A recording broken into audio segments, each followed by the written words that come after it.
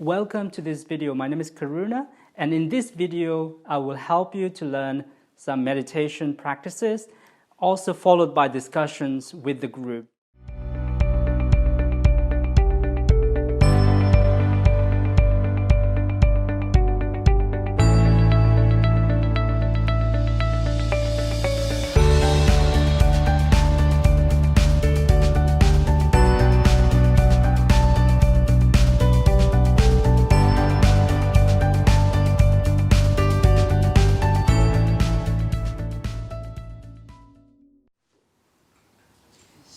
Sit comfortably first. We'll just settle in first before we do the reading. So please find a posture that's convenient with your back straight, shoulder drop. You can have your hands on your knee or in front of your belly, rested in your lap. Have the eyes closed or slightly open. See what fits you, and then gradually bring your mind back to what's happening, perhaps the sound of the birds, maybe the sensations of the air, temperature of the room, or perhaps the touch of your body on the floor.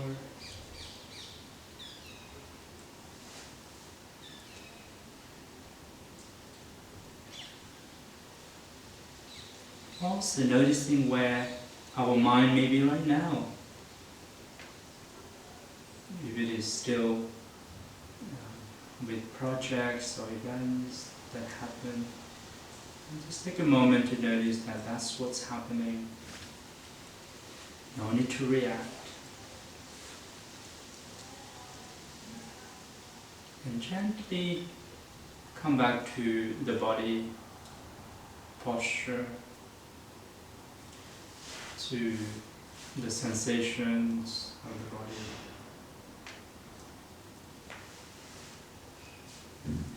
body, the sensations of the breath, touch of your hands, touch, contact of your legs with the floor, sound of the surrounding.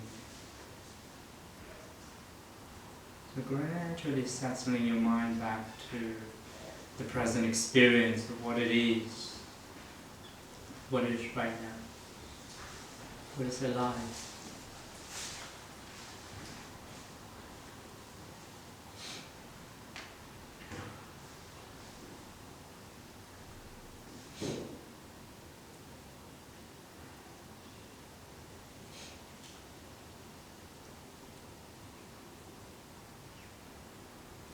And in Buddhist meditation, we recognize that the only moment that's truly alive is this very moment that we may be sitting right now. Maybe we're breathing, or maybe we're just noticing things around the present experience. It's what's real.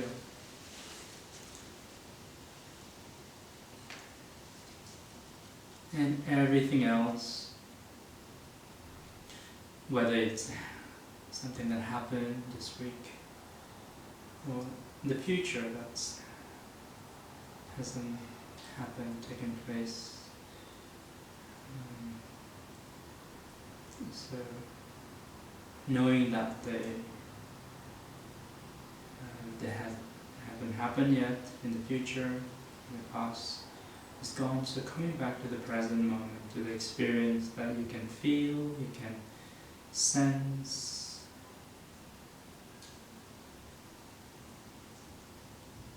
So gradually bringing your attention to these micro experiences of sensations, perhaps around the chest, in your heart, movement of the belly,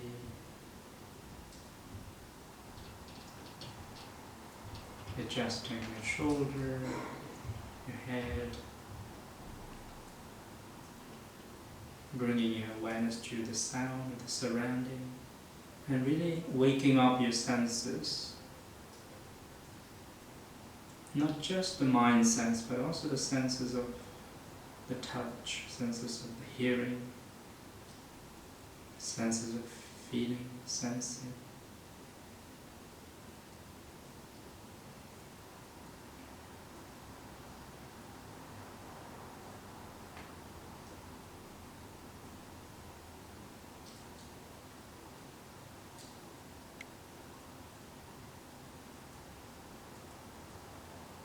And becoming a little bit more curious what's happening, what's going on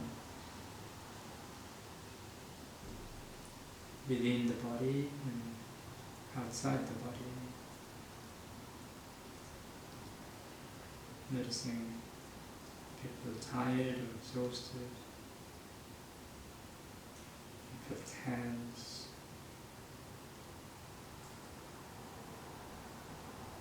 Notice what happens when we take a few deep mindful breaths before we react or judge.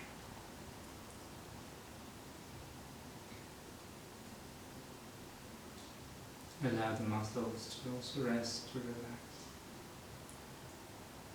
Listening to the body. Listening what the parts of the body feels. And if you feel tired, allow yourself to feel tired. Maybe you've been doing quite a lot. Sorting out things, meeting deadlines. So you deserve this time.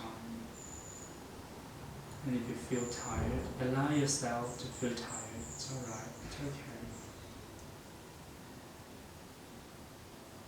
And if you feel pressure,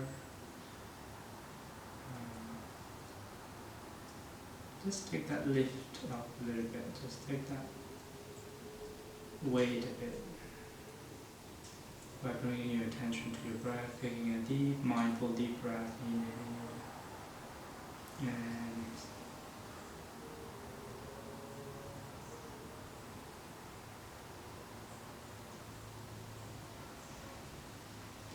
that even this feeling will change, just like the weather this morning.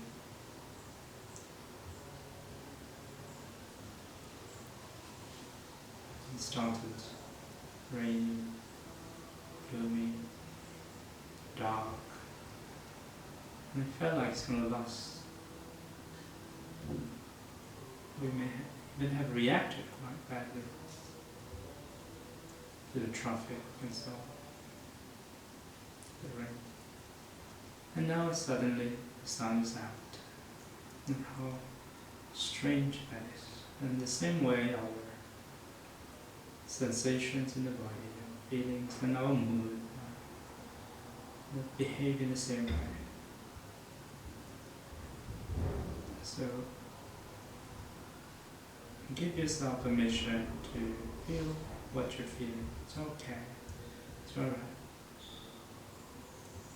Release the need to control the future. And gently come back to your breath, to your posture. Catching your breath, tasting your breath, sensing your breath.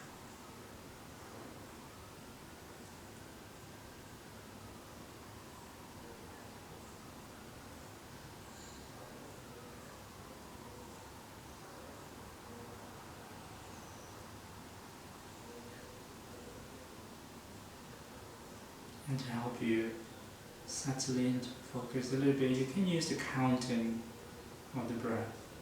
You may just simply count in your mind as you breathe in and out. 1, as you inhale, and as you exhale. 2, as you inhale, and as you exhale. 3, 4, and as long as you feel like, if you have a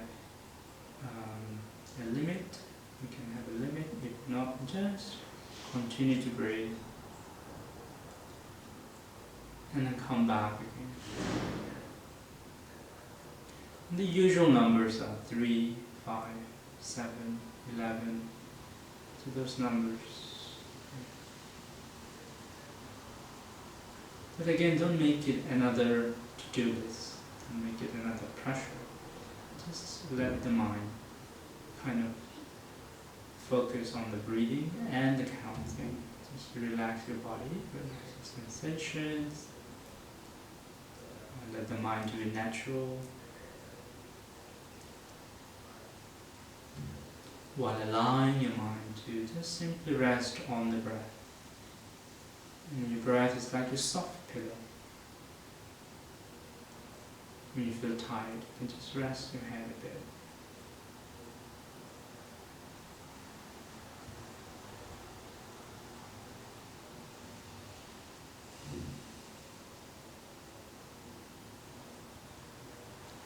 But the breath is like charging your battery on the phone. When the battery of the phone goes down low, you need more energy. So in the same way, when your body gets tired, weak, you need some energy. So just take a few deep breaths, mindfully.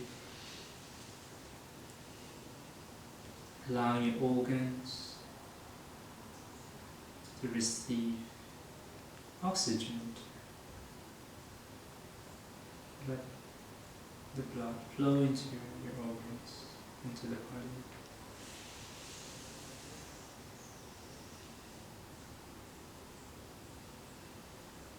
So repeat the gentle, relaxing exercise of being in the present, waking up your senses, coming back to your breath, using the counting, if it helps.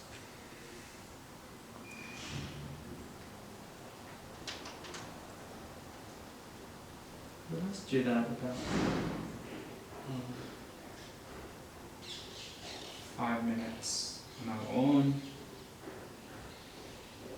If you feel pain in your body, you can mindfully stretch. But if you want to just watch the pain go away, but if it's too much, you can also stretch. If you feel like lying down in some way, if you feel really exhausted, you can choose to feel lying down. See what the body needs and act accordingly.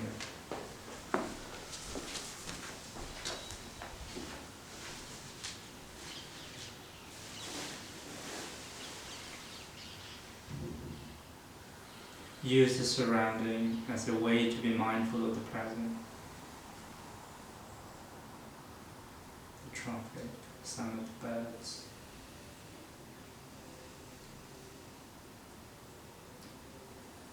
Contact of your feet with the floor.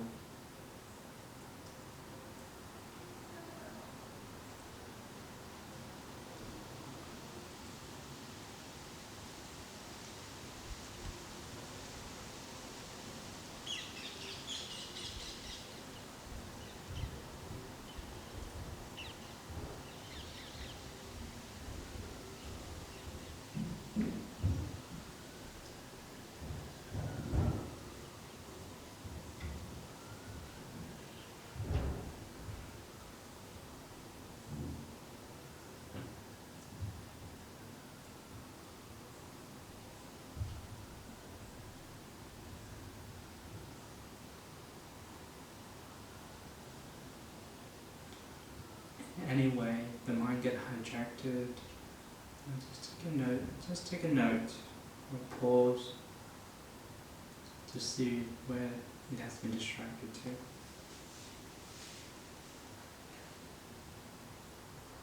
Without needing to react. And gently come back again, take long, few deep breaths. Catch your breath.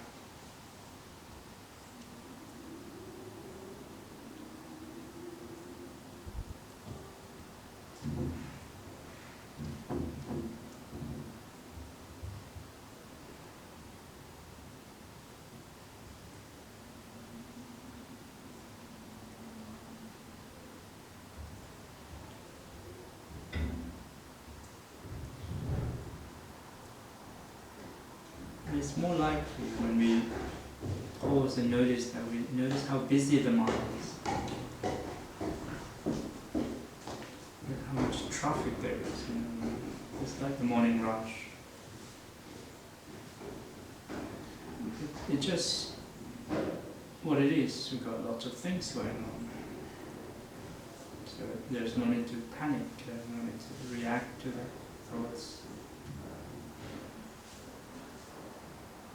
Just step back for a moment, step away from that reaction, the reactivity of the mind, judging the mind, judging ourselves, situations. Step away from that bit. It's like when you're stuck in the traffic, what happens? We get frustrated, we want to go places, we want to tell the other person off. But it doesn't help. So in the same way, when we have too many things in our head, we get frustrated with ourselves, and just step away from that reactivity. And all you need is a few deep breaths. Inhale, exhale.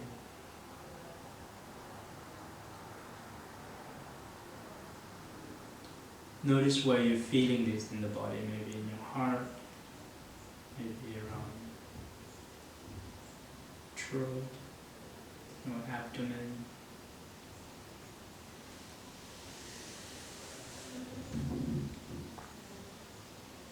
And stay with the experience.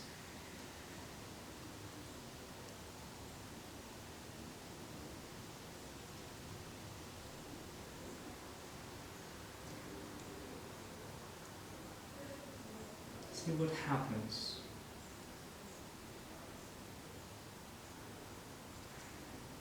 when you rest your attention on the present momentary experiences.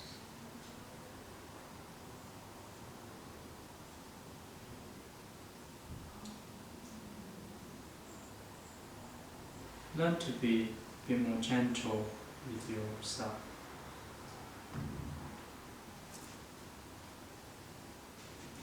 Be gentle with your mind.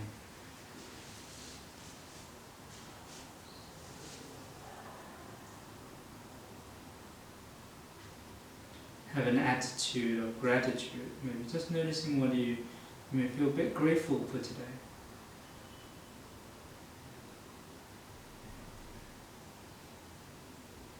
The one thing that maybe you feel grateful. Maybe the sunshine now.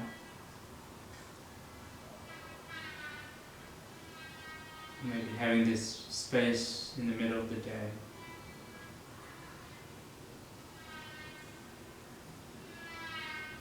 And that will change the way you feel as well. So bring your awareness to your breath. Inhale through the nostril into your heart, into the abdomen, from the abdomen to your heart, through the nostril.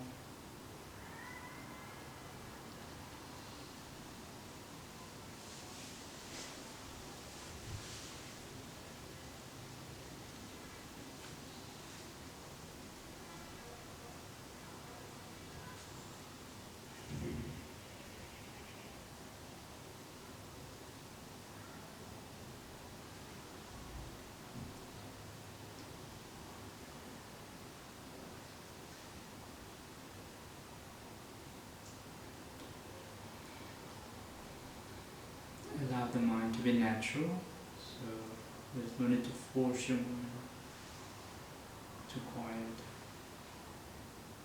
or even pressure yourself to be in a particular way,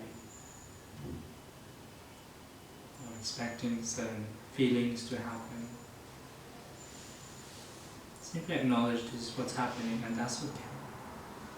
This is what I'm feeling.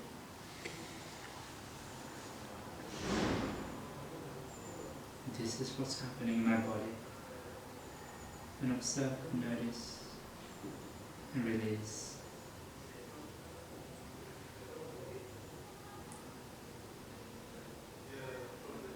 There is a bit of tension around this area in my body. I wonder if I can release this feeling by bringing my mind in the area that I'm feeling and breathe into that area. Maybe just releasing it, tightness, tension.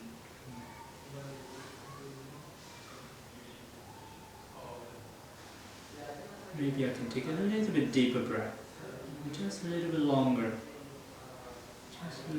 than I do normally breathe, and see what happens from that. So take moment to moment experience.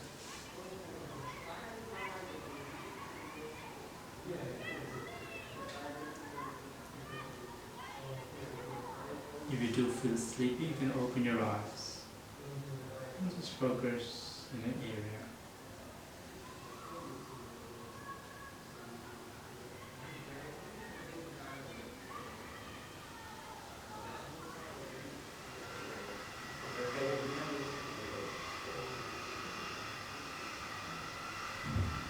And now the sound is going on. Just use that as a way to be present. That's what's happening. And bringing your mind back away from the thinking mind. Just use that as a way to wake up to the present.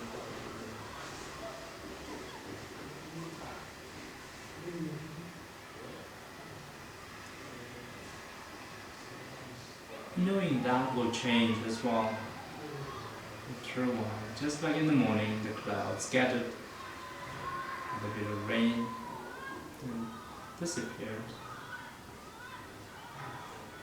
So don't attach to your thoughts and feelings as if they're so real. Moment to moment.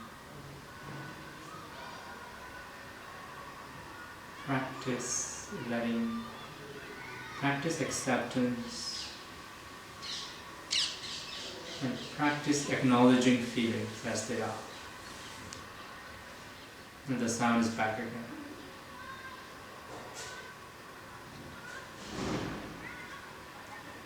Notice what happens.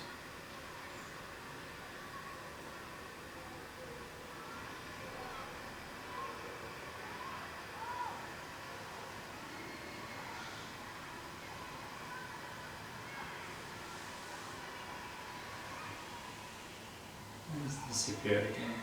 So notice what happens again. So you begin to notice that you actually have control of your mind. You can manage the way you react to situations rather than it's being automatically running itself.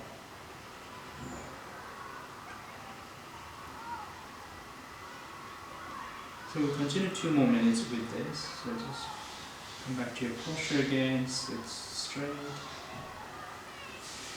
Come back to your breath. Catch your breath.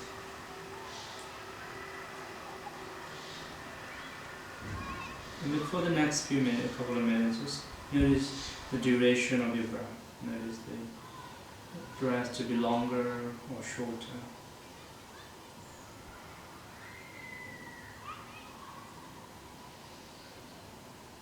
Longer or shorter.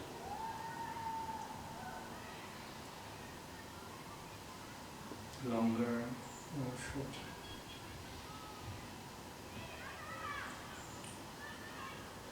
Longer or shorter.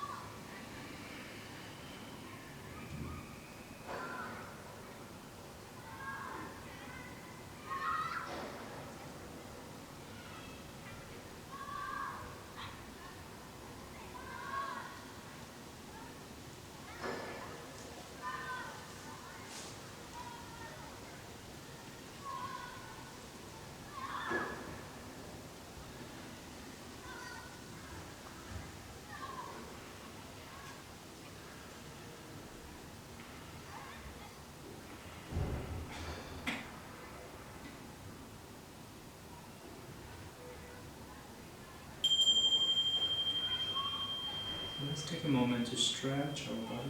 You can open your eyes.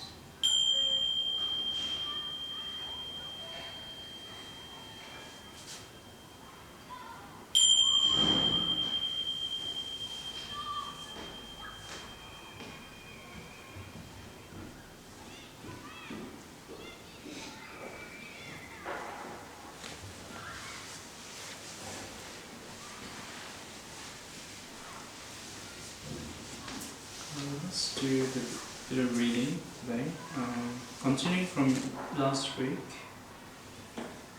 it's called fear of pain. Fear is the major ingredient of pain. It is what makes pain hurt. Take away the fear, and only feeling is left. In the mid-1970s, in a poor and remote forest monastery in northeast Thailand, I had a bad toothache. There was no dentist to go to, no telephone, no electricity. I didn't even have any aspirin in the medicine chest. Forest monks were expected to endure. In the late evening, as often seemed to happen with sickness, the toothache began to grow steadily worse. I considered myself quite a tough monk, but the toothache was testing my strength, Ajahn Brahm says. One side of my mouth was solid with pain. It was by far the worst toothache I ever had, or have ever had since. I tried to escape the pain by meditating on the breath. I had learned to focus on my breath when the mosquitoes were biting. Sometimes I counted 40 on my body at the same time, and I could overcome the feeling of being beaten by focusing on the feeling of breathing.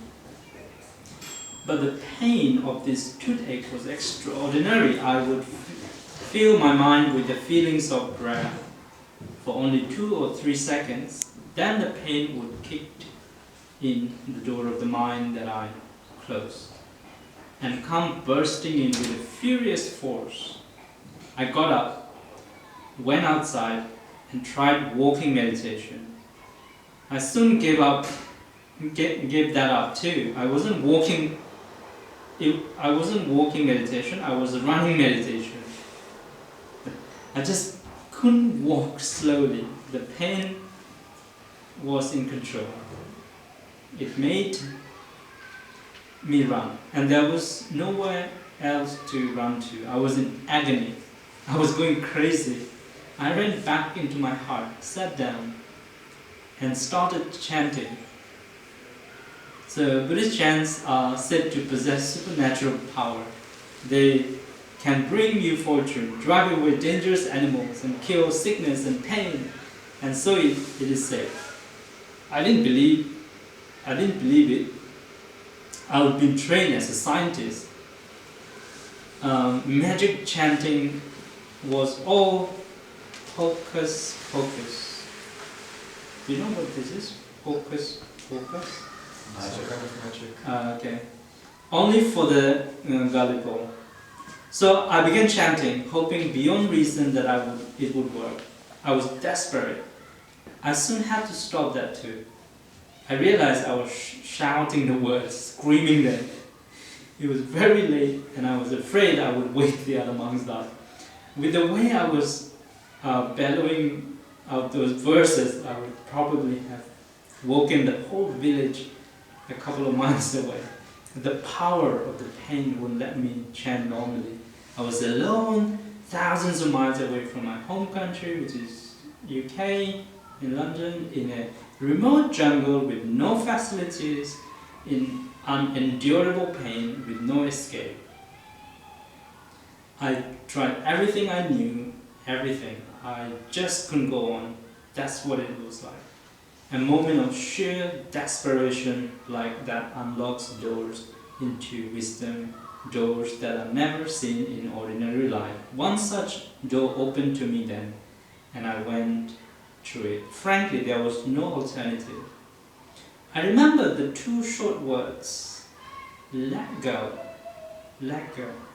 I had heard those words many times before. I had expounded all those meanings to my friends. I thought I knew what they meant. I knew what they meant. Such was the delusion. I was willing to attempt anything. So I tried letting go. 100% letting go. For the first time in my life, I really let go. What happened next shocked me. That terrible pain immediately vanished. It was replaced with the most detectable bliss. Wave upon wave of pleasure thrilled through my body. My mind settled into a deep state of peace, so still, so delicious. I meditated easily, effortlessly now. After my meditation, in the early hours of the morning, I lay down to get some rest. I slept soundly, peacefully. When I woke up in time for my monastic duties, I noticed I had a toothache, but it was nothing compared to the previous night.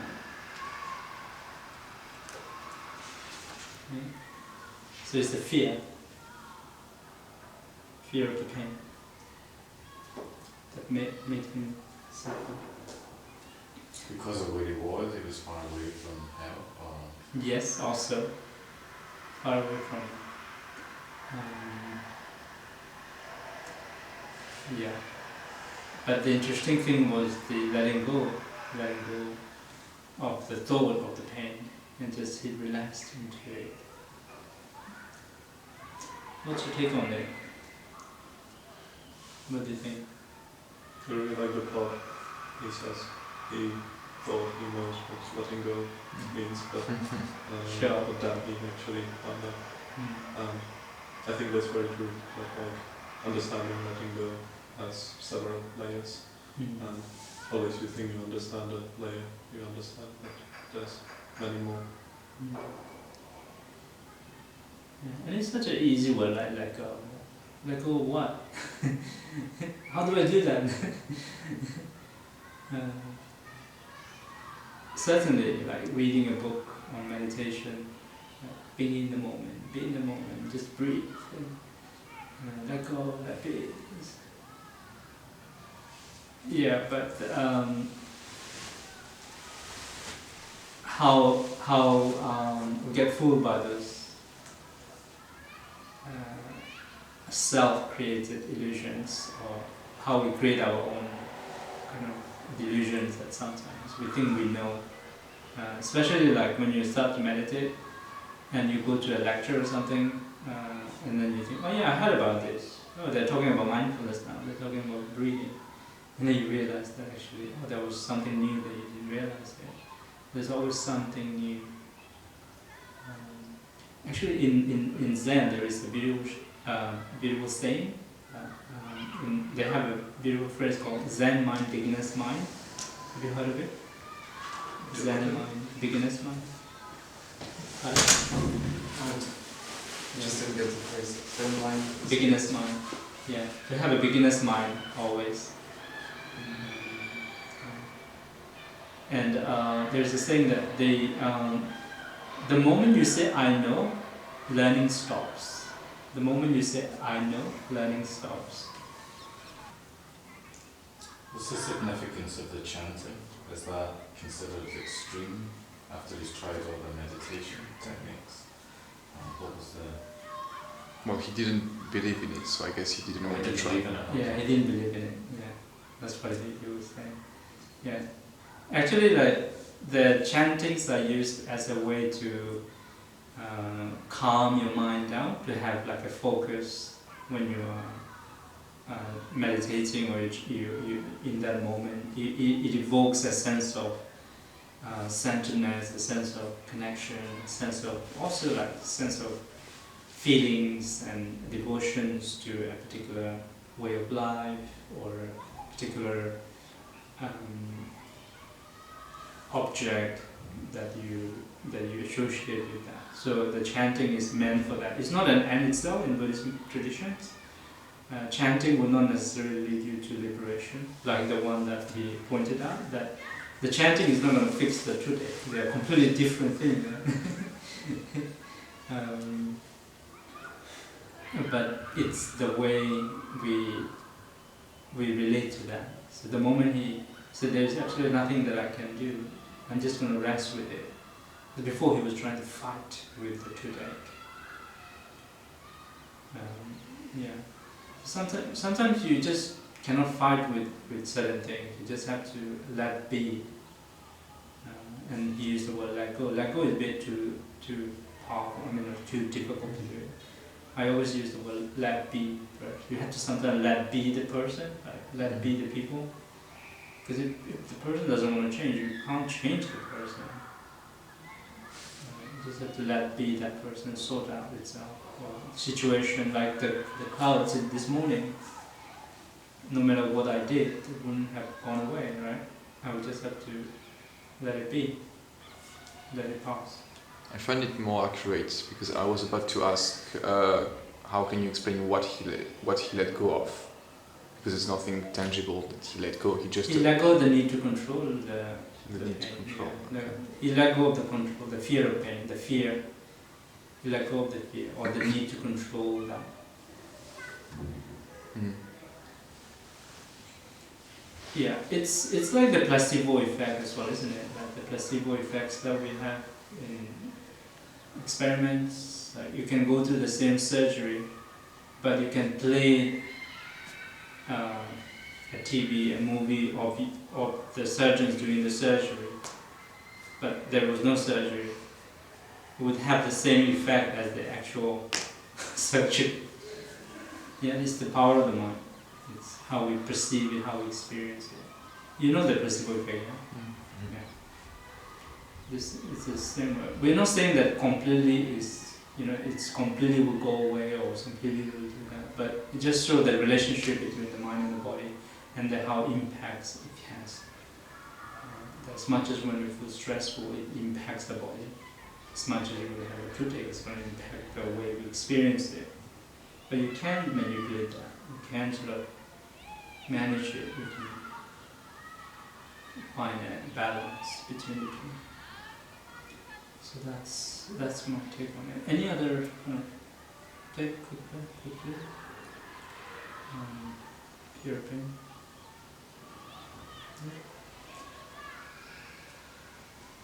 Okay, let's finish the meditation with the loving kindness. So you can lie down or you can sit down.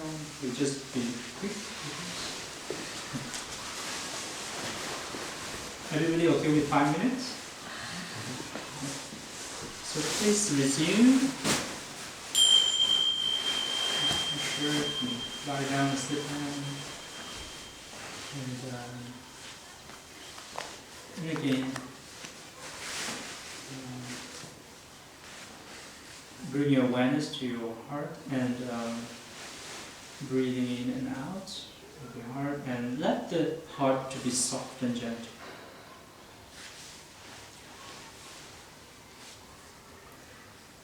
And you can do that by maybe bringing in mind a place or a person or an object.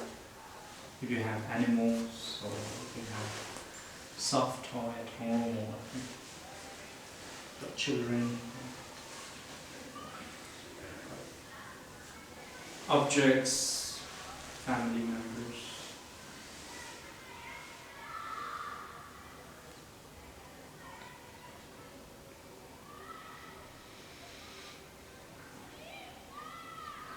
And bring in that mind, see what it feels like. For me, it was the puppy or a kitten. Feel how soft and gentle and innocent.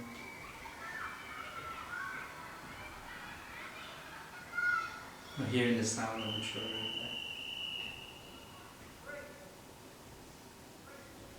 Feeling the sunlight, sunshine. Or by the beach somewhere. Think about the waterfall, ocean, or the sunset or sunrise. this feeling in there, you know.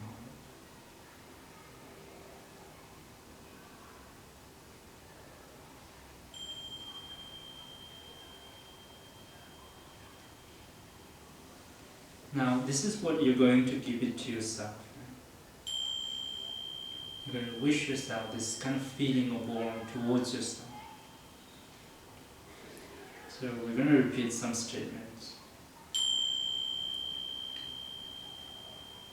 If you're ready, say, may I be well. So in your mind, repeat that. May I be safe.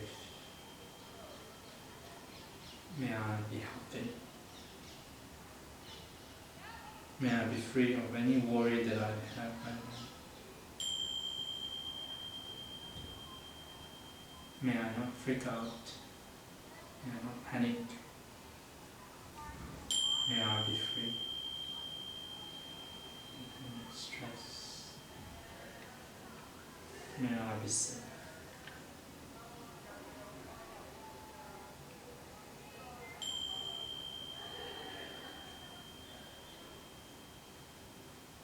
May I be at ease. So create your own statements you have. Repeat this 1 or 2, whatever comes to your mind. And feel it around your heart as you breathe in. Feel at ease. Feel warm. And give it to yourself. It's like the sun that's radiating at your body.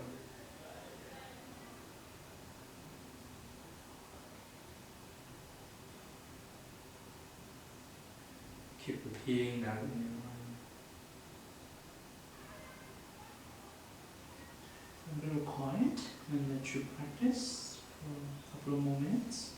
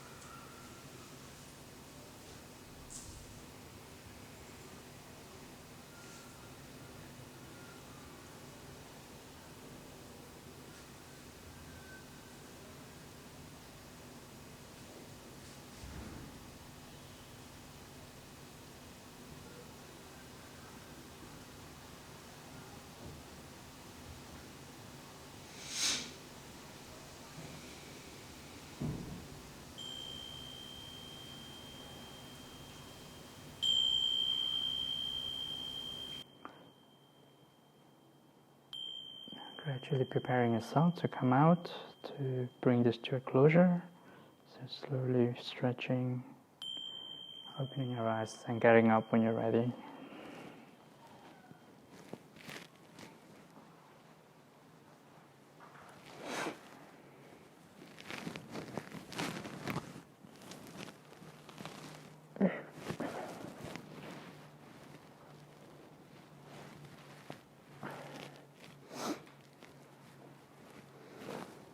Okay, so that's it for today.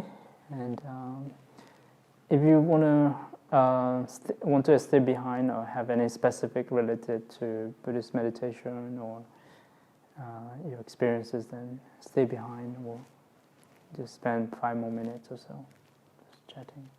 But if you're in a rush, then I understand. Yeah.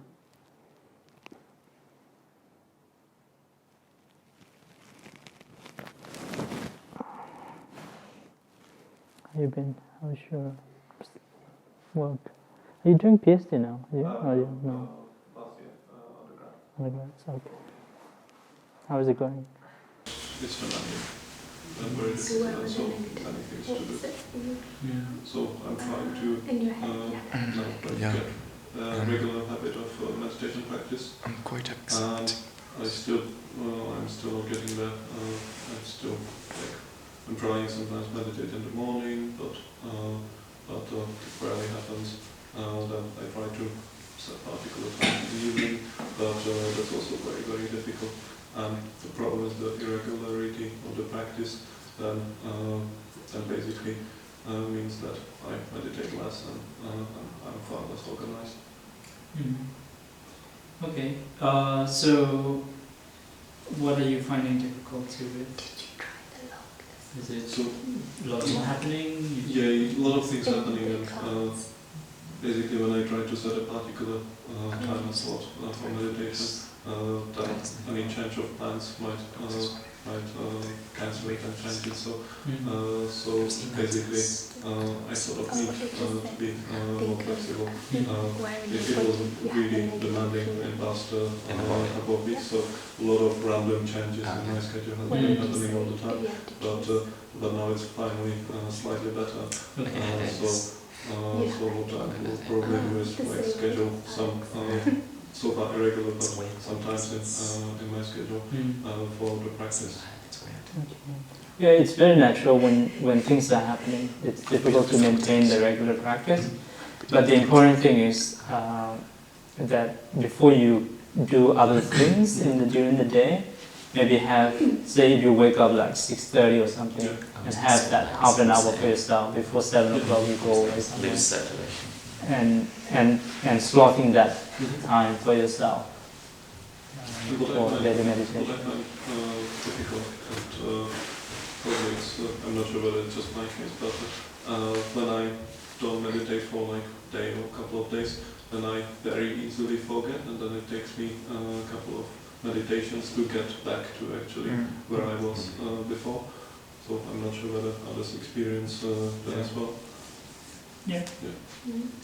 How do you deal with it? You meditate harder. Meditate harder to get back to the same level. Start again and don't worry about the others. Yeah. Yeah. Acceptance. Accept it that you missed those 2 days and you just get back to it. Yeah. I'm also a beginner, but if I don't have any time during the day, just before to sleep, 10 minutes or 12 minutes, to have at least that little bit of. I try to do the same with workouts, like when you don't have time to work out a lot, you just, before sleeping or before in the evening, just go out for a run just for 10 minutes or do some exercise that at least your body and in that case your mind does not get out of the practice. Yeah, so if you don't have, for example, half an hour or even 20 minutes, then you can do 10 minutes, 5 minutes. Just maybe before you go out, just have that 5 minutes, or before you go to bed, have that 5 minutes. And there are a lot of YouTube videos or apps who have very good also 5 or 10 minute guided meditation practices. Yeah. Yeah, that's good.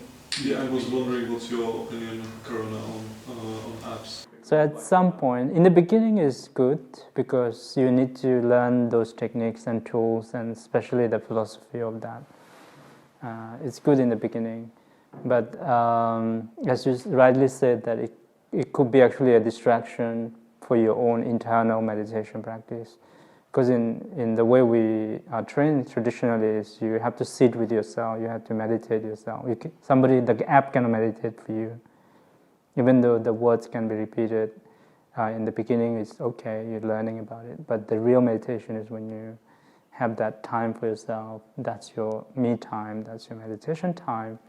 And then you sit down and you stay with all the worries, all the distractions. So that's where the real kind of progress happens often in meditations.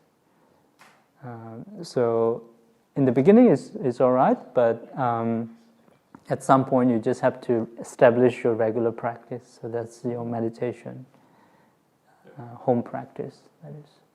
Yeah. But in the beginning it's all right, it's okay. Yeah. Anybody uses app here? Which app? Many meditation apps. I use Headspace sometimes. Headspace. You Yeah. have lots of videos. Yeah, I got lots of recordings I do with the courses. Yeah, there's one on YouTube and one on Spotify. Yes, Spotify as well, yeah. How can I find it? If you type my name, Karuna Priya, they should come in the... I think it's not that easy to find with your name. Oh, really? I think I typed Nitima. Oh, really? Okay. What was the name? Nitima. But maybe Akanista. Akanista mindfulness. Akanista mindfulness also. We have lots on SoundCloud as well. SoundCloud. Spotify only one recording. Like one album, but that's it. Yeah. But in the beginning, use those props. They're really useful in the beginning, It's like, if you want to learn to drive, you can't just straight away drive it. You need the instructor, you need the manual. You need to read the manual and the handbook. In the same way with meditation or anything else, like your studies as well. Yeah. There's also a website for the West London Buddhist Centre, and I think through there you can access a lot of audio recordings about meditation, and it's like a wider centre as well. I think West London Buddhist, what? the West London Buddhist Centre.